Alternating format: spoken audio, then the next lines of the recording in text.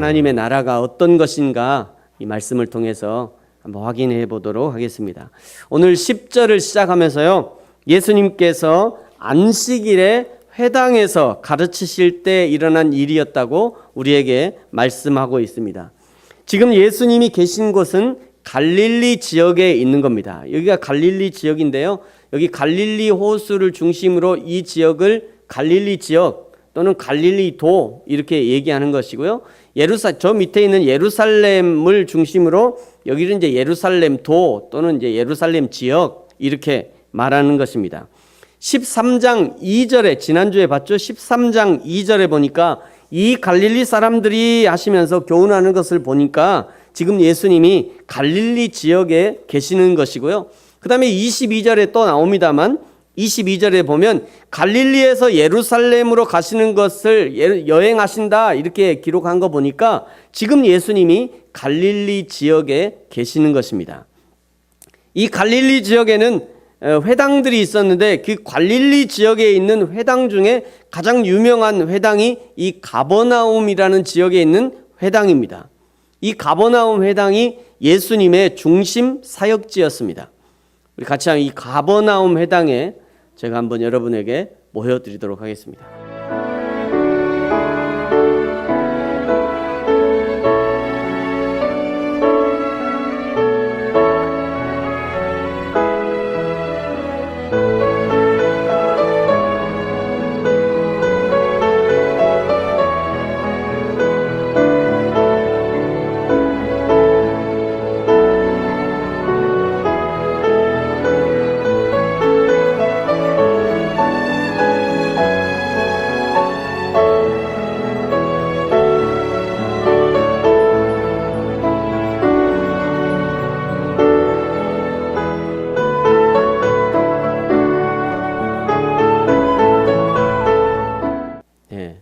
오른쪽에 하얀 거, 무너진 거, 저게 이제 가버나움 회당인데요. 참 세상이 좋은 세상이에요. 이게 잘만 찾으면요, 얼마나 좋은 영상들이 많이 있는지 말이죠. 이 예수님은 이 회당을 중심으로 사역하기를 좋아하셨어요.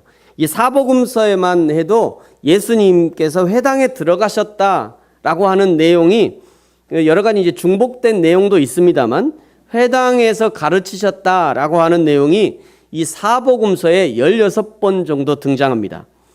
요한복음 18장 20절에는요, 예수님이 스스로 자신의 사역을 소개하면서 이렇게 말씀하셔요. 예수께서 대답하시되 내가 드러내놓고 세상에 말하였노라. 모든 유대인들이 모이는 회당과 성전에서 항상 가르쳤다. 은밀하게는 아무 말도 아니했다. 예수님이 왜 이렇게 회당에서 가르치시는 것을 자주 하셨느냐면요, 회당에 가면 기본적으로 이 하나님에 대한 인식을 가지고 있는 정통 유대인들이 거기 있었기 때문입니다. 하나님에 대한 인식이 전혀 없는 사람에게 복음을 전하기는 무척 어렵습니다. 그런 사람들에게 천지 창조부터 시작해서 하나님이라는 분이 계시다는 것부터 증명하고 나서 드디어 예수님에 대해서 전할 수 있는데요, 그런데 이미 하나님에 대한 그런 인식을 갖고 있는 사람들에게는 이제 그 하나님이 예수님이다 라고 말하면 되니까 훨씬 접근이 쉬워지는 거죠. 우리 조선 땅에 선교사님들이 처음에 들어왔을 때요, 이 조선 사람들이 보니까 자꾸 하늘을 가르쳐서 하늘님 하늘님 이러더래요. 조선 사람들이 하늘님이 계시지, 하늘님 맨날 이러더랍니다. 그래서 선교사들이 그 조선 사람 당신들이 말하는 그 하늘님이 내가 전하는 하나님이요, 이러면서 이제 조선에 좀 더 복음을 전하기 쉬웠다, 이런 말씀들이 있습니다. 여러분, 예수님이 회당에 들어가서 사역을 하기 좋아하셨던 이유가 바로 이것이에요. 하나님에 대한 기본적인 인식이 있는 유대인들, 그들이 모이는 회당에서 효과적으로 복음을 전하기 위해서 예수님이 회당에 들어가신 겁니다. 이것은요, 사도 바울도 마찬가지였어요. 사도 바울도 가는 곳마다 최우선으로 찾는 곳이 회당이었습니다. 바울이 회당에 들어가서 가르쳤다든지 회당장을 만났다든지 회당장의 집에 들어갔다든지 하는 내용은 사도행전 9장 이후에 22번이나 등장해요. 이 바울은 옮겨 다닐 때마다 최우선으로 회당을 찾았어요. 사도행전 사도행전 20장 9장 20절에 보니까요. 다메섹에서 아나니아를 만나 눈을 뜬 이후에 즉시로 눈 뜨고 나서 즉시로 회당에서 예수가 하나님이심을 증거했대요. 바울이 한 겁니다. 또 사도행전 18장 4절에도 보니까요. 안식일마다 바울이 회당에서 강론했대요. 예수님도 그렇고 바울도 그렇고 회당은 복음 전파에 매우 중요한 거점이 되었던 것입니다. 이것은 지금도 마찬가지예요. 교회 건물 자체가 전도하는 데 효과적인 경우들이 많이 있습니다. 여러분이 누구든지 교회에 한번 초청해 보세요. 사람을 우리 교회 한번 갑시다 해서 우리 교회 한번 오세요. 얼마나 어려운지 말이죠. 교회 한번 사람을 교회 데려오기가 진짜 어려워요. 제가 이걸 준비할 때 마침 돼지 이야기가 나와서 요즘 돼지 콜레라 아프리카 돼지열병 이런 얘기가 나와서 이거 얼마나 사람이 교회 데리고 오기 어려운지 돼지 꼬리를 잡는 것만큼 어려운 것 같아요. 잘 이해가 안 되시는군요. 돼지 꼬리 잡는 그 게임도 있잖아요. 돼지 꼬리 잡기 게임. 얼마나 어려우면 그런 게임을 하겠어요. 그러니까 한 사람은 교회 데리고 오기가 이렇게 어려운 거예요. 그런데 어떤 사람이 교회까지 들어왔다는 것은요, 그 사람에게 어느 정도 복음에 대해서 수용할 마음의 자세가 되어 있다는 것을 알려주는 것입니다. 여러분, 그나마 교회에 저희 부르신 교회가 저기 있잖아요. 그나마 저기 교회가 있으면 그래도 교회 문턱이나 넘나들 기회가 주어지고요. 오면서 가면서 흘러나오는 소리라도 복음을 듣고 찬송을 듣고 회개하라 외치는 설교 소리를 들을 기회가 주어지는 것이고, 그 사람에게 하나님을 생각하게 하는 영적 에너지가 전달되는 것입니다. 그러므로 거기 교회가 있다는 것은 매우 중요한 거예요. 그렇다고 해서 우리가 계속 이 지하에 있자, 제가 그런 얘기 하는 거 아닙니다. 교회의 사명에 대해서 지금 얘기하고 있어요. 우리 부르신 교회가 이 지역에 있다는 것, 그거 자체가 매우 중요한 사명을 감당하고 있다는 것이 저의 생각이에요. 사람들은 교회가 작으니 크니 지하에 있느니 지상에 있느니 자기 건물이 있니 없니 이런 걸 가지고 교회를 평가할지 모르지만, 하나님 입장에서는 아직 거기서 사명을 감당하고 있는 그 교회와 함께 섬기는 사람들, 그 교회를 든든하게 지켜나가고 있는 사람들이 매우 중요하게 생각되어지는 것이에요. 그것이 하나님의 입장인 거죠. 사랑하는 성도 여러분, 저와 여러분이 우리에게 주어진 귀한 사명, 우리 자신이 하나님의 교회인 교회의 사명, 형제 자매가 함께 모여 예배하는 건물의 교회를 세워가는 사명, 교회가 여전히 존재할 수 있도록 협력하고 돕고 헌신하는 사명을 잘 감당하게 되기를 축복합니다. 예수님이 회당에서 가르치실 때 18해 동안이나 귀신 들려 앓고 꼬부라져서 조금도 펴지 못하는 한 여자가 거기 있었습니다. 당시에 예수님에 대한 소문은 이미 많이 퍼져 있었기 때문에 많은 병자들이 예수님을 따라다녔고요. 이 장애를 가진 여자도 가족 중에 누군가가 예수님의 만져주심을 바라고 미리 그 회당에 옮겨 놓았을 것이에요. 보통 예수님은 병자를 고칠 때 네가 낫고자 하느냐? 이렇게 먼저 물으셨어요. 네가 낫고자 하느냐? 그의 의사를 확인하고 그에게 믿음이 있는지 확인한 후에 고쳐주셨지만, 지금 이 환자는 너무도 위중한 나머지 자신의 의사를 한마디도 표현할 수 없는 그런 사람이었음이 분명합니다. 그래서 예수님께서 일방적으로 그 여자의 나음을 선포하신 거예요. 그것이 12절입니다.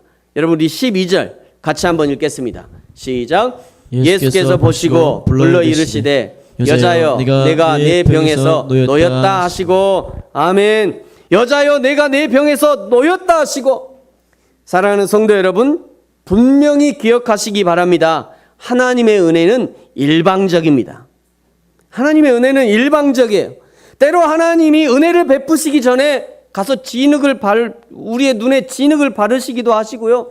야, 실로암 목까지 갔다 와, 이렇게도 얘기하시고, 때로는 흙탕물 같은 그 요단강에 7번 몸을 담그라 요구하시기도 하시고요.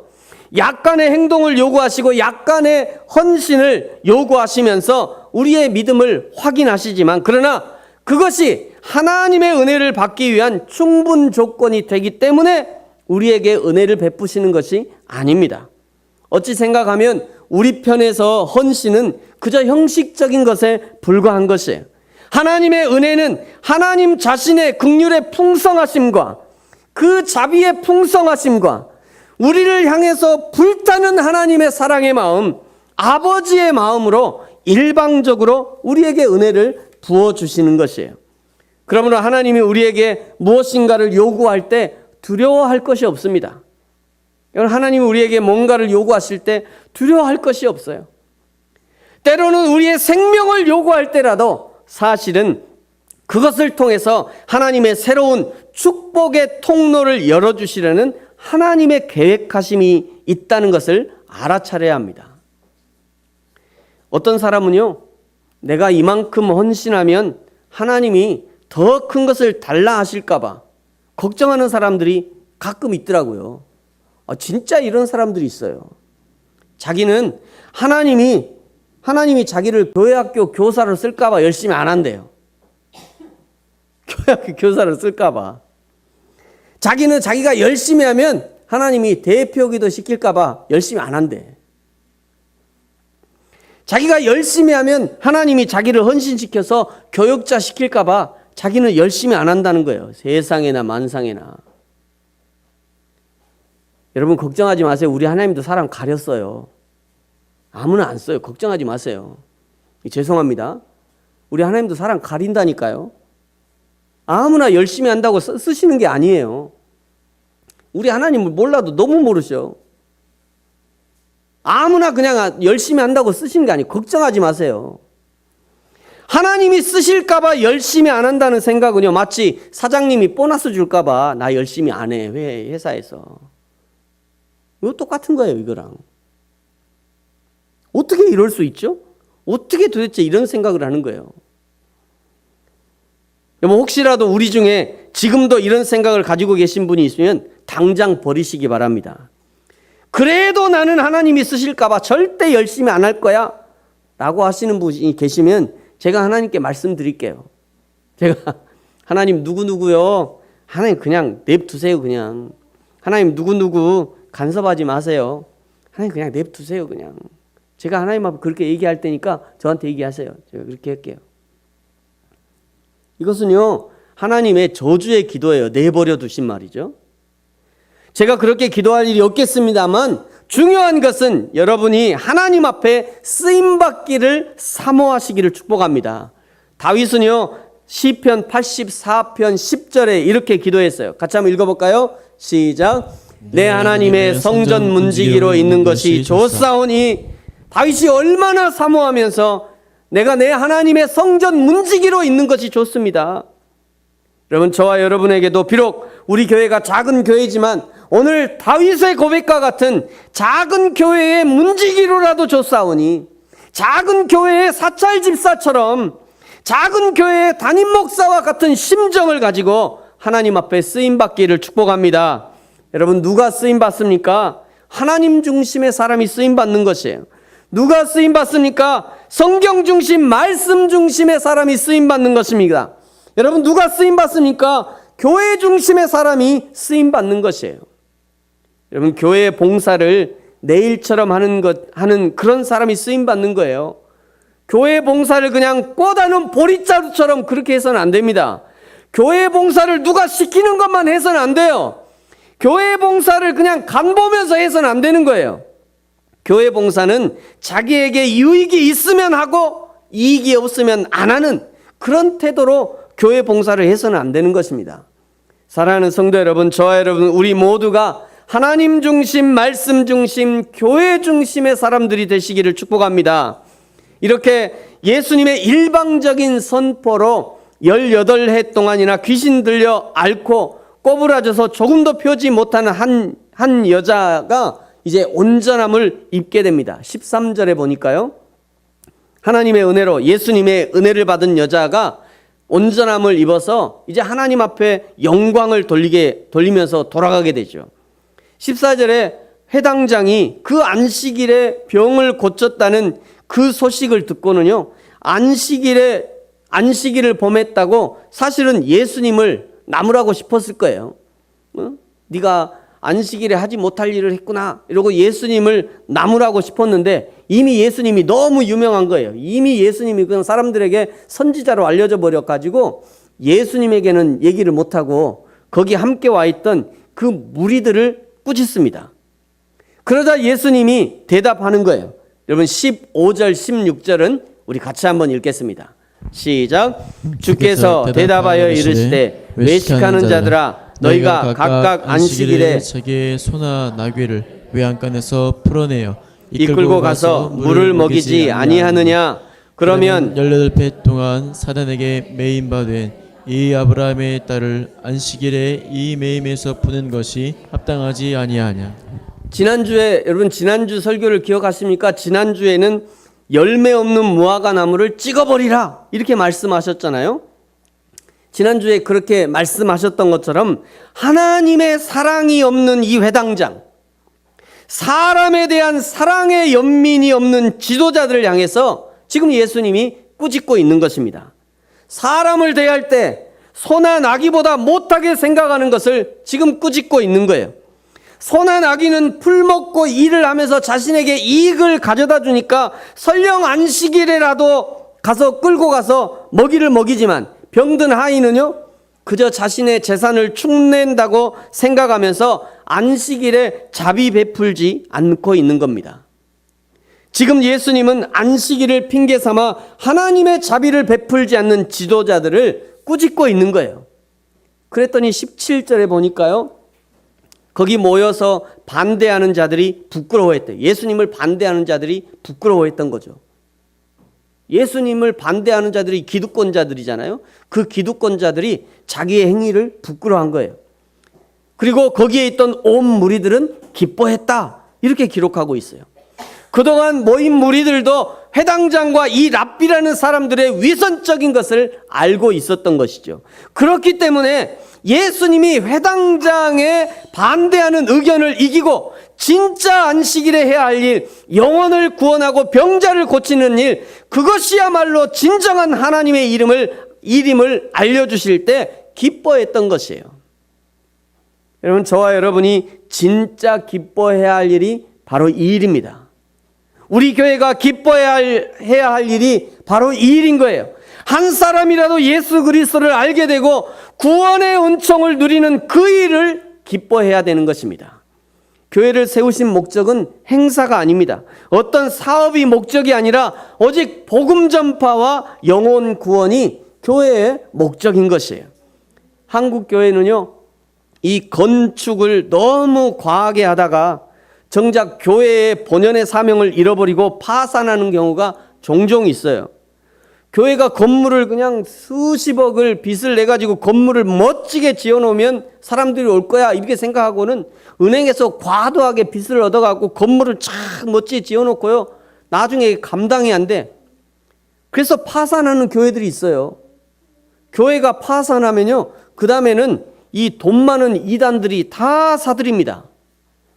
이 굉장히 유명한 교회들이에요. 지금 저 보여드린 저 교회들이 굉장히 유명한 교회들인데요, 저 교회들이 다 넘어갔어요. 하나님의 교회에 넘어가죠, 이단 교회에 넘어가죠, 다른 데 넘어가죠. 다 넘어간 겁니다. 제가 저걸 도대체 어떻게 표현할까 하다가 우리 그 속담에 죽 써서 개 준다 이런 속담이 있더라고요. 죽 써서 개 준다. 원래 죽이라는 게 우리나라는 굉장히 고급이잖아요. 죽이라는 게 밥보다 더 고급이에요. 죽이.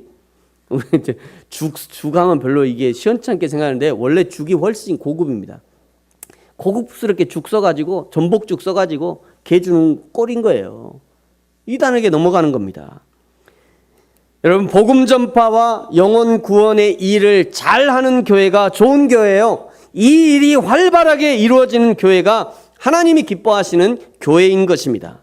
저와 여러분이 섬기는 우리 부르심 교회가, 그리고 이 땅에 존재하는 모든 교회가 복음 전파와 영혼 구원의 사역을 잘 감당하는, 그리하여 여호와 하나님을 기쁘시게 하는 교회가 되기를 축복합니다. 나와 우리를 통해서 복음이 증거되어지고 나와 우리를 통해서 구원받을 백성들이 날마다 더해지는 것, 나와 우리를 통해 하나님의 나라가 확장되어지는 것, 이것이 하나님의 기쁨이며 이것이 예수 믿는 저와 여러분의 기쁨이 되어지기를 축복합니다. 이제 그러면서 이제 18절부터는요, 예수님께서 지금 증거하고 계시는 이 하나님의 나라가 무엇인가, 그 하나님이 무엇과 같은가, 내가 무엇으로 비교할까 하면서 이 겨자씨와 누룩의 비유를 말씀하시는 거예요. 겨자씨와 누룩의 비유는 하나님 나라에 대한 비유의 말씀인 거예요. 그러니까 하나님이 진짜 얘기하고 싶은 거는 이제 17절로 끝나요. 17절까지가 하나님이 얘기하고 싶은 거예요. 예수님이 17절까지가 하나님의 나라에서 일어날 일들에 대한 현상들을 보여준 거예요. 회복됐잖아요. 병자가 회복됐잖아요. 그러니까 거기까지가 끝이에요. 그런데 다시 한번 18절부터는 비유로 말씀해 주시는 거예요. 하나님의 나라를. 18절을 보세요. 그러므로 예수께서 이르시되 하나님의 나라가 무엇과 같을까? 내가 무엇으로 비교할까? 19절 마치 사람이 자기 채소밭에 갖다 심은 겨자씨 한 알 같으니 자라 나무가 되어 공중의 새들이 그 가지에 깃들였느니라. 또 이르시되 내가 하나님의 나라를 무엇으로 비교할까? 하나님의 나라를 비교한다잖아요. 21절 마치 여자가 가루 서말 속에 갖다 넣어 전부 부풀게 한 누룩과 같으니라. 우리는 가끔 이 겨자씨와 누룩, 겨자씨만한 믿음의 새들이 깃들고 누룩 쬐끔한 것이 온 빵을 부풀게 하는 것처럼 그거를 볼 때 아이고 좋네 좋아 저 쬐끔한 것이 저렇게 이쁜 꽃을 피워버렸네 하면서 이 대목에서 아주 은혜를 받아요. 겨자씨와 누룩 여기서 은혜를 받아요. 그런데 여기서 하나님이 진짜 하고 싶은 말씀이 뭐냐면 진짜 하고 싶은 말씀은 이 하나님의 나라예요. 하나님의 나라가 원관념이고요. 겨자씨와 누룩은 비교관념이에요.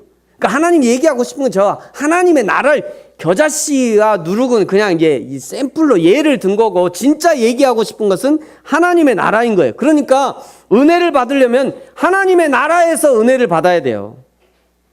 은혜 받아야 될 때서 은혜를 받아야지 엉뚱한 데서 이렇게 은혜를 받으면 안 됩니다. 은혜가 되면 받으십시오. 그런데 원관념은 하나님의 나라라는 거예요. 하나님의 나라가 훨씬 중요한 거예요. 겨자씨는요, 참깨만큼 작아서, 저게 이제 실제 겨자씨래요. 참깨만큼 작아서 이렇게 훅 불면 날아갈 정도로 너무너무 작은 씨잖아요. 근데 이게 이제 꽃을 피면 거의 유채꽃하고 흡사해요. 이게 이제 유채꽃하고 흡사한 겨자씨 나무예요. 그 겨자씨 나무가 다른 것은 뭐냐면 저렇게 굉장히 커요. 저 아저씨가 이스라엘 아저씨인지 이렇게 크다고 이렇게 자기 키보다 더 크다고 이렇게 지금 보여주고 있잖아요. 저게 이제 갖다 심으면 씨를 뿌리면 이만큼 커요. 이게 겨자씨 나무 덤불이래요.